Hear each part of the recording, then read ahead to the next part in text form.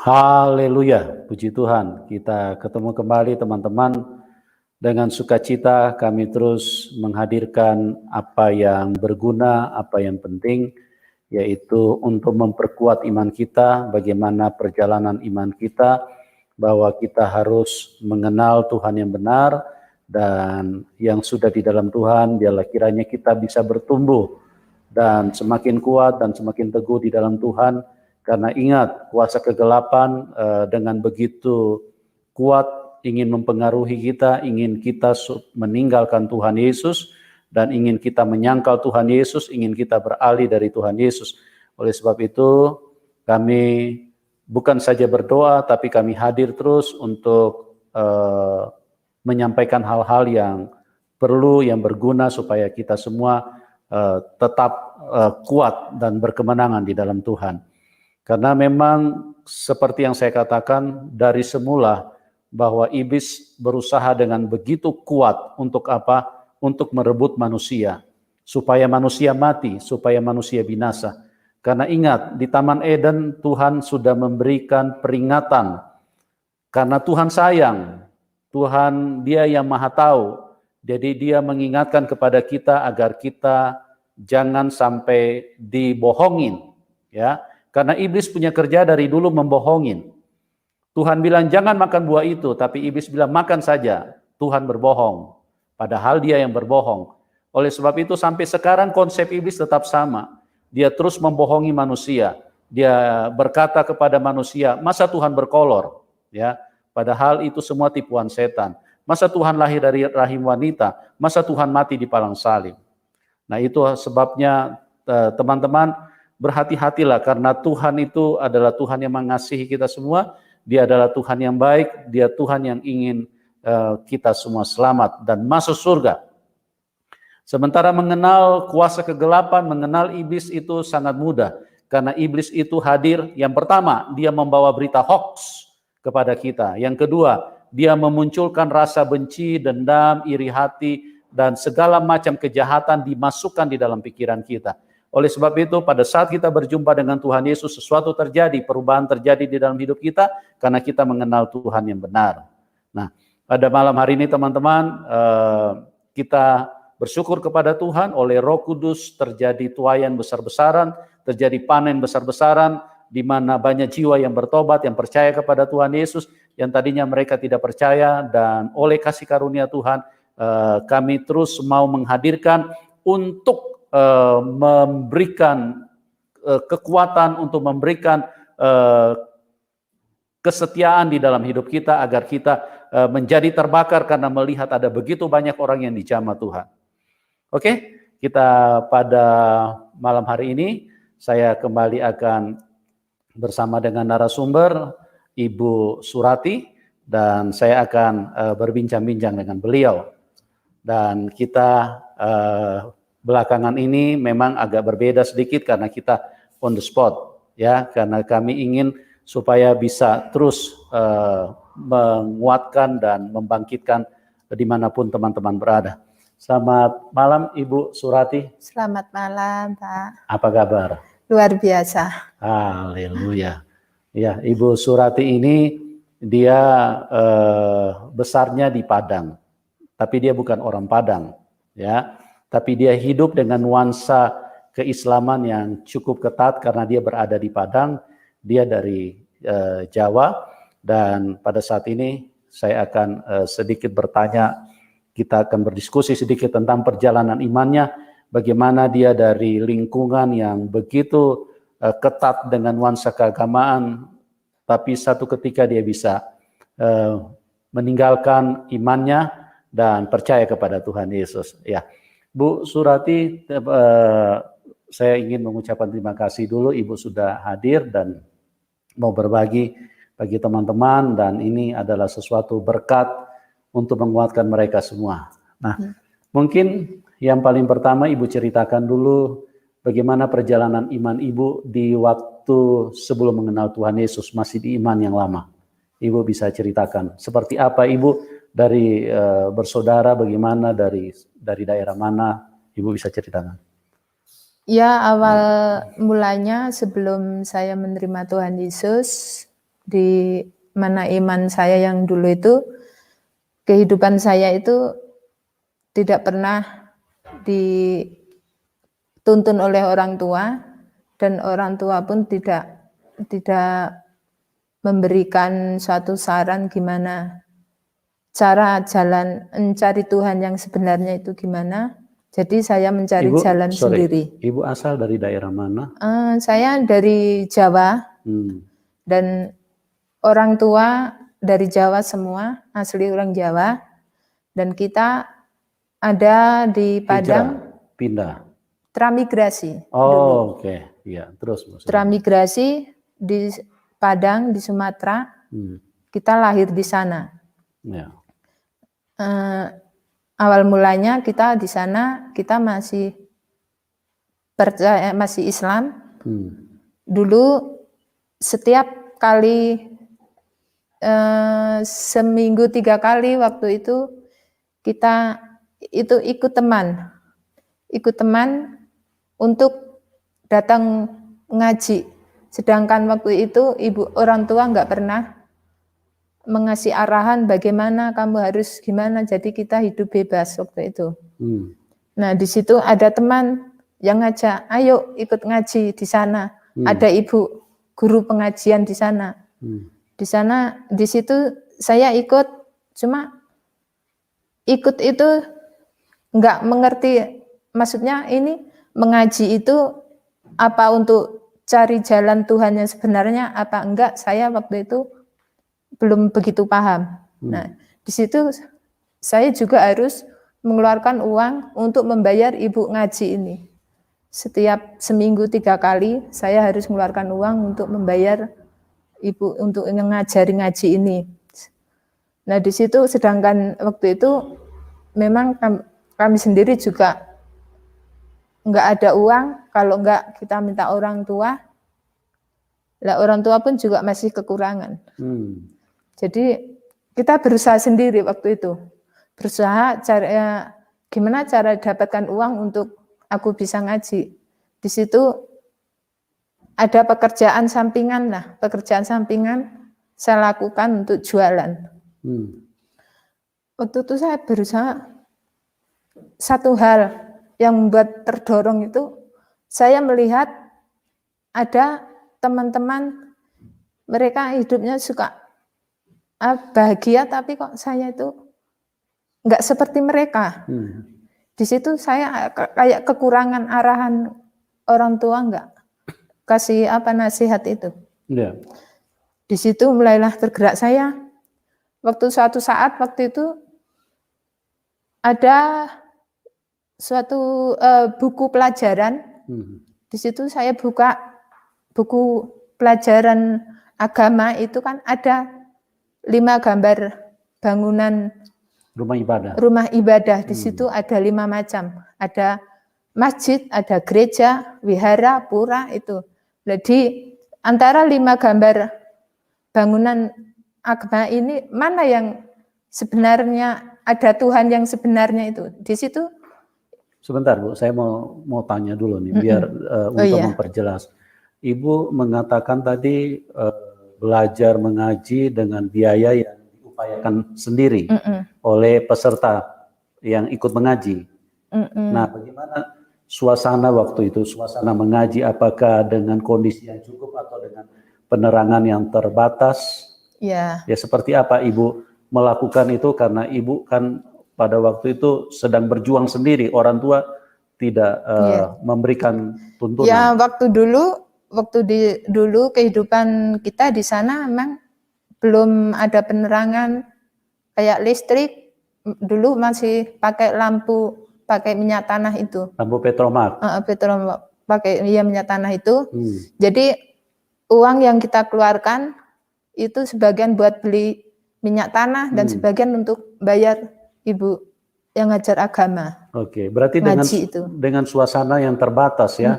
Tapi terbatas. Karena ibu menggebu-gebu ingin mengetahui Tuhan yang benar itu. Iya. Oke. Terus kelanjutannya ibu melihat di buku waktu belajar di sekolah itu bagaimana itu ibu? Itu awalnya itu setiap kali saya mau berangkat ngaji waktu itu, awal mulanya saya melihat gambar itu, pertama ada suatu buku yang ada teman punya gitu. Saya coba buka-buka gitu, terus saya lihat gambar itu.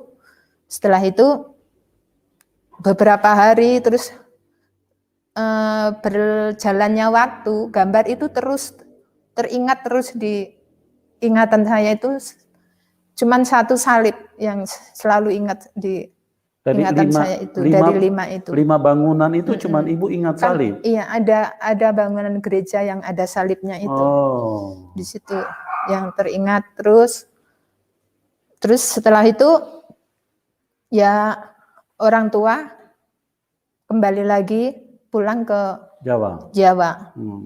Memang di situ walaupun kita ngaji tapi kita belum sepenuhnya bisa menguasai untuk ngaji itu. Iya.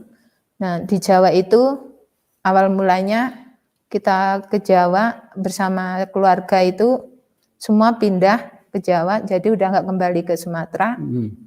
Nah, setelah sampai di Jawa, di situ ada saudara dari kakak ibu waktu itu datang ke rumah. Setelah 1 minggu kita dari Sumatera, kita di rumah disambangin lah, Pak D ini datang ke rumah. Kamu kenapa kok kayaknya susah, sedih gitu? Kenapa kamu pulang ke Jawa? Bukannya kamu di sana udah enak gitu. Tapi ya ibu cerita ya ada masalah tentang anak. Yang pertama itu, jadi ibu harus pulang kampung ke Jawa itu karena kakak ini yang ibu nggak tega tinggalin itu. Nah, di situ dinasihatin, dikasih tahu, kita dapat penginjilan pribadi. Tadinya sekeluarga sama ibu. Pas waktu itu malam minggu. Nah, di situ diinjilin, terus sudah gitu diajak, ayo ikut aku kemana? Pokoknya ayo ikut. Ternyata setelah itu kita datang sama-sama saudara ini tempat kamu bisa mendapatkan damai gitu ke ibu waktu itu. Setelah itu saya masuk gereja itu ingat lagi bangunan itu tadi, gambar yang ada salib itu. Yang ada salib itu tadi. Loh, apakah memang ini yang dimaksudnya di gambar itu tadi gitu? Di situ berjalannya waktu terus setiap malam minggu Pak D bareng-bareng Pak D ini kita datang ke gereja, tapi sebenarnya saya juga belum begitu paham, belum begitu mengerti. Cuman saya ikutin aja.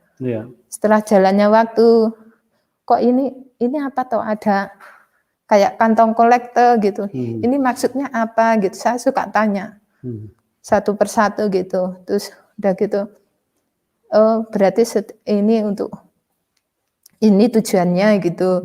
Terus setelah kita 3 kali, 4 kali, terus kita ibadah setiap malam minggu itu, di situ ada perubahan dalam keluarga itu, ibu, bapak itu, sama adik saya itu udah memperlihatkan sukacitanya itu, damai sejahteranya itu ada di tengah-tengah keluarga itu. Sebelumnya itu belum pernah. Ada perubahan hidup, ada sukacita yang ditemukan, dialami oleh keluarga, orang tua ibu. Oke. Nah, setelah itu ya,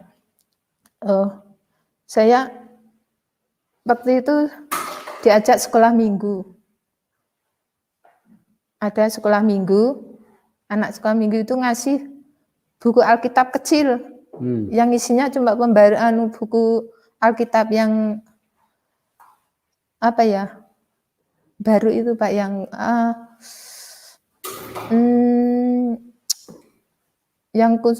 perjanjian baru. Alkitab kecil yang perjanjian baru itu selalu saya bawa kemana-mana itu. Kalau setiap hari sekolah minggu selalu saya bawa, saya kantongin. Di jalan itu selalu saya buka.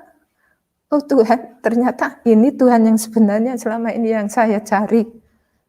Toh selama ini ternyata enggak jauh juga Tuhan itu. Nah, dalam hati saya seperti itu. Waktu itu setelah saya mendapatkan buku itu yang ada yang dikasih teman dari sekolah minggu itu, di situ saya mulai mengerti, saya mulai memahami ternyata Tuhan yang sebenarnya itu adalah Tuhan Yesus yang saya cari selama ini. Di situ terus saya setiap kali gereja saya harus jalan kaki menempuh 2 jam setiap minggu. Itu saya harus menempuh 2 jam, hujan panas pun saya nggak pernah menyerah. Walaupun ada teman saya nggak datang, saya datang sendiri bersama Bapak pendeta yang mimpin saya sendiri itu. Cuma berdua itu pun sering. Karena saya itu ada dorong yang kuat sekali bahwa Tuhan yang saya sembah ternyata, Tuhan yang saya cari selama ini ternyata sudah saya temukan. Itu yang membuat saya terus semangat, mendorong saya untuk saya tetap setia untuk sekolah minggu tidak pernah absen. Oke. Ibu, itu menarik sekali tadi Ibu bilang setelah diberikan Alkitab kecil bahwa itu menjadi terang, menjadi Ibu menemukan satu keyakinan bahwa inilah Tuhan yang sebenarnya yang saya cari. Berdasarkan ayat apa yang Ibu baca di situ atau ada peristiwa apa di situ sampai di situ saya pernah waktu itu kalau enggak itu akulah jalan kebenaran dan hidup itu. Itu yang Ibu baca ayat itu. Awalnya itu yang terus mendorong saya terus untuk saya belajar terus dengan tidak menyerah itu tadi. Tidak menyerah itu tadi ya. Luar biasa. Jadi walaupun hanya bertiga, tetap pantang mundur dan pendetanya juga setia. Setia. Haleluya. Luar biasa. Mereka juga jauh-jauh tinggalnya. Kan yang mengajari kami waktu itu dari mana ya? Jawa Timur kalau nggak salah Pak. Waktu itu. Kan kita bergereja di cabangnya. Di cabangnya. Bukan di pusatnya, cabangnya di bawah sana Pak. Ya gerejanya sekecil ini, gede inilah Pak gerejanya. Sampai sekarang masih. Masih ya. Sampai kita pemberkatan pun di sana. Ya, sampai saat ini masih bangunannya. Masih sama bangunannya. Masih sama. Masih seperti yang dulu. Luar biasa. Oke. Terus bagaimana perjalanan Ibu setelah Ibu mengikut Tuhan, seperti apa yang Ibu alami dalam perjalanan Ibu?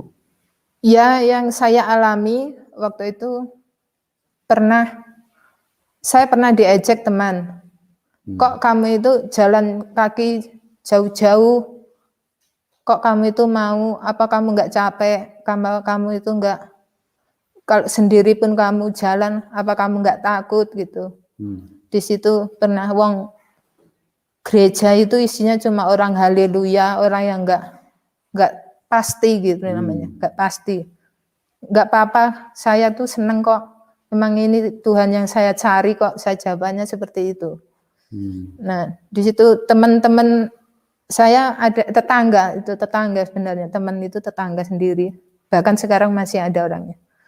Itu terus setiap minggu kita berangkat selalu. Dia tahu jamnya saya keluar itu selalu gitu. Oh, dia udah hafal. Udah hafal, setiap saya berangkat itu udah hafal jamnya itu. Mau buat sensasi.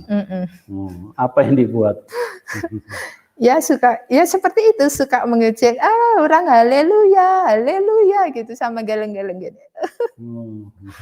Tapi saya enggak sakit hati, saya enggak marah, cuman ya saya cuma senyum gitu. Karena seringnya diejek, saya cuma senyum gitu aja, enggak pernah saya marah.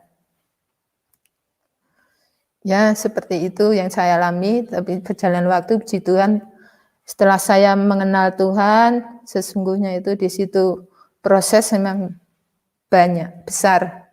Tantangannya. Tantangan.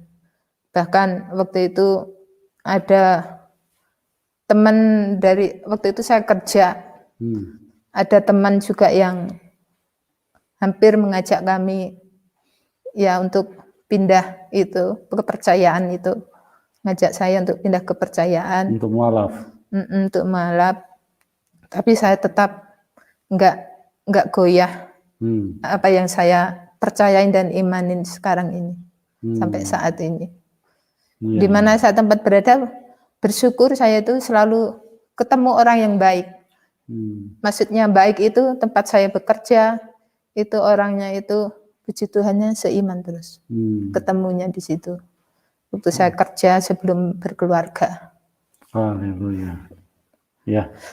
Itu teman-teman, kuasa Roh Kudus begitu nyata. Dan di dalam pencarian Ibu Surati terhadap Tuhan yang benar, pada waktu mendapatkan buku pelajaran agama, di dalam buku terlihat ada 5 bangunan tempat ibadah. Tapi yang herannya, yang menonjol itu salib. Salib itu terngiang-ngiang terus di kepalanya. Ada apa ini dengan salib? Nah, satu ketika rupanya Tuhan memilih dia untuk memperkenalkan siapa Tuhan Yesus yang sebenarnya.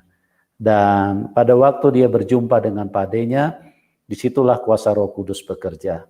Sehingga dia yang tadinya begitu aktif di dalam kegiatan-kegiatan keagamaan, di dalam iman yang sebelumnya, tadi Ibu Surati sudah jelaskan bagaimana untuk mendapatkan ilmu agama sampai beliau cari uang sendiri untuk belajar, bayar guru ngaji, bayar penerangan, beli minyak tanah untuk hidupin lampu Petromax supaya dia bisa belajar ilmu agama. Dan itulah Tuhan Yesus. Kalau Tuhan Yesus menjamah, Tuhan Yesus yang memilih, tidak ada satupun yang bisa menghalangi. Tidak ada satupun kuasa yang bisa menahan. Karena dia Tuhan yang baik. Dan ingat, Tuhan Yesus itu bukan Tuhan satu kelompok. Dia Tuhan semua agama, dia Tuhan semua manusia. Dia cinta, dia sayang semua manusia. Siapapun Anda, termasuk yang tidak punya Tuhan, yang ateis, yang kafir, yang apapun, penyembah laut, penyembah patung, penyembah pohon, semua disayang Tuhan. Dia Tuhan yang baik. Nah, Ibu, mungkin Ibu bisa ceritakan kepada teman-teman, kira-kira kalau misalnya kan di dalam Tuhan Yesus itu kan ikut Tuhan itu kan tidak mudah, Bu. Iya. Karena iblis pasti akan marah besar kepada kita. Iya. Iblis akan buat tantangan yang kita kenal dengan sebutan salib. Iya. Karena iblis marah besar, iblis itu jahat sekali, dia tidak ingin kita selamat. Iya. Nah, bagaimana jika satu waktu nanti tantangan itu kembali berulang bahkan lebih besar, bahkan mungkin Ibu bisa dianiaya, atau bahkan mungkin Ibu bisa dibunuh karena nama Tuhan. Kira-kira bagaimana komitmen Ibu? Apakah kalau jika hal itu terjadi Ibu mundur dari Tuhan, apa bagaimana? Ibu bisa ceritakan kepada teman-teman. Karena dari awalnya saya itu sudah mencari Tuhan yang sebenarnya. Nah, sekarang saya sudah dapatkan, saya sudah temukan, dan saya sudah tangkap. Saya serahkan seluruh hidup saya sama Tuhan Yesus. Apapun yang terjadi, sekali Yesus tetap Yesus. Saya tidak akan pernah mundur, dan apapun nanti yang menjadi halangan kami, saya tidak akan pernah menyerah, tidak pernah meninggalkan Tuhan Yesus. Tetap setia ya? Tetap setia sama Tuhan Yesus. Berarti Tuhan Yesus sudah harga mati? Iya. Sekalipun harus mati karena Tuhan? Iya. Tidak apa-apa? Tidak apa-apa. Luar biasa sekali. Itu adalah perkataan yang diberdayakan oleh Roh Kudus. Karena di dalam 1 Korintus 12 ayat yang ketiga, di situ dikatakan, tidak ada orang yang bisa mengaku Yesus adalah Tuhan kecuali Roh Kudus. Dan Ibu ini mengalami kuasa Roh Kudus sehingga luar biasa imannya. Sekalipun nyawa menjadi taruhan, dia tidak akan mundur. Sekali Tuhan Yesus, tetap Tuhan Yesus. Dan untuk selama-lamanya Tuhan Yesus. Oke, Ibu pasti nih selama ikut Tuhan mengalami banyak mujizat kan? Iya. Tidak mungkin ikut Tuhan, tidak ada peneguhan dari Tuhan bahwa untuk menyatakan bahwa aku menyertai kamu. Nah, kira-kira nggak usah terlalu banyak, Bu, sedikit saja. Mujizat apa yang Ibu pernah alami untuk menunjukkan bahwa dia begitu nyata di dalam hidup ini dan dia setia mendampingi Ibu? Iya. Waktu itu dalam kehidupan setelah saya menikah, waktu itu saya sudah menikah, suami saya juga Kristen, sudah terima Tuhan Yesus, tapi ya cuman waktu itu kan suami kami belum begitu paham, mengerti. Nah, di situ setiap kali setelah kami menerima kasih mula-mula dari Tuhan Yesus itu, karena disitulah cinta mula-mula kami itu tumbuh, di situ waktu itu kegiatan apapun saya ikutin waktu kami ada di Jakarta. Nah, di situ ada som, ada komsel, ada doa, menara doa, ada ibadah, itu semua kami ikutin sampai kami kerjaan kami pun terbengkalai. Kami tinggalkan karena cinta kami sama Tuhan Yesus itu kayak nggak bisa menghalangin apapun. Kehausan itu, iya. Berkobar-kobar. Nah, suatu kali suami saya pun marah. Kenapa kamu semenjak ke gereja sini kamu tuh kok nggak seperti dulu, kerjamu kamu tinggalin, sedangkan kita meninggalkan anak di rumah gitu. Tapi saya tidak peduli waktu itu. Suami bilang seperti itu. Dan ada suatu ibu pendoa gitu mengatakan bahwa sekalipun kamu masalah itu adalah sampah. Meskipun ada orang yang kamu menganggap kamu itu sampah, kamu nggak usah kamu ladeni. Karena cinta kamu Tuhan Yesus itu bisa mengalahkan segalanya gitu. Amin. Nah, di situ saya pegang itu omongan ibu pendoa itu, saya jalanin. Pernah suatu saat saya baca Alkitab, di situ saya berdoa, saya pernah disiram air hangat. Ternyata air itu hangat, hangat, nggak panas banget. Tapi saya mengalami di tubuh saya itu nggak ngerasain hangat, tapi dingin di situ. Saya herannya itu loh, ini air teko kan tadi yang saya masak belum lama. Tadinya saya pengen minum.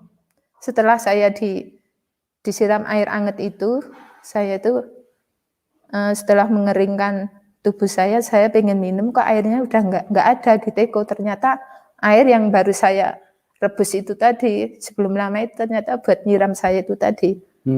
Tapi saya rasakan air itu nggak hangat, nggak panas, tapi dingin. Kok saya bingung, loh ini air ini kok jadi dingin ya?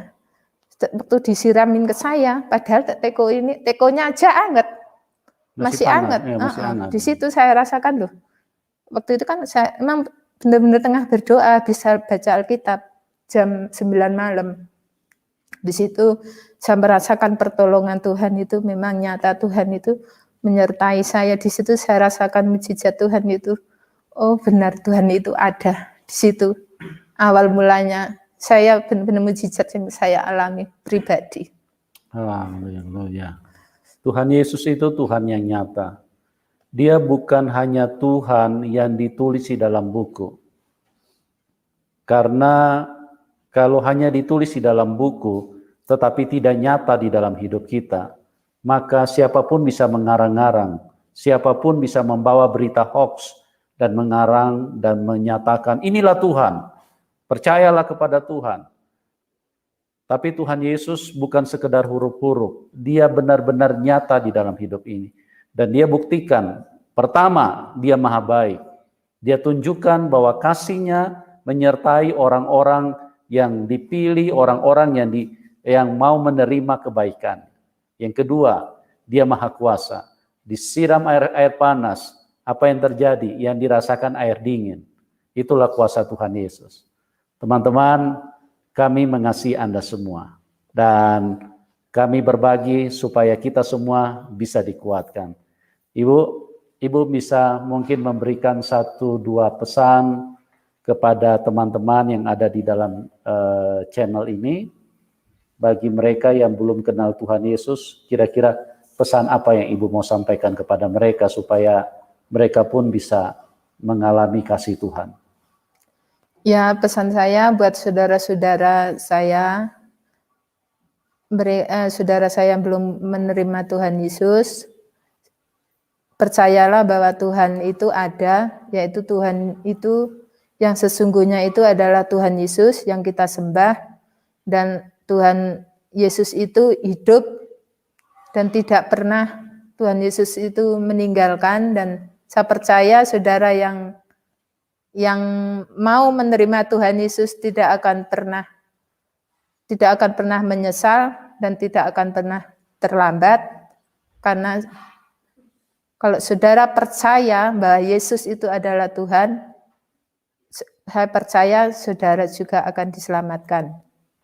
Nah, bagi saudara-saudara yang belum terima Tuhan Yesus, mari janganlah kita itu menjelekkan, menilai agama, bahwa agama itu tidak menyelamatkan, tapi hanya Tuhan Yesus yang menyelamatkan.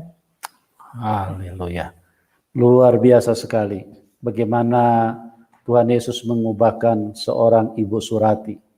Dan ingat firman Tuhan di dalam Kisah 4 ayat 12. Di bawah kolong langit ini tidak ada nama lain yang olehnya manusia diselamatkan kecuali di dalam nama Tuhan Yesus Kristus.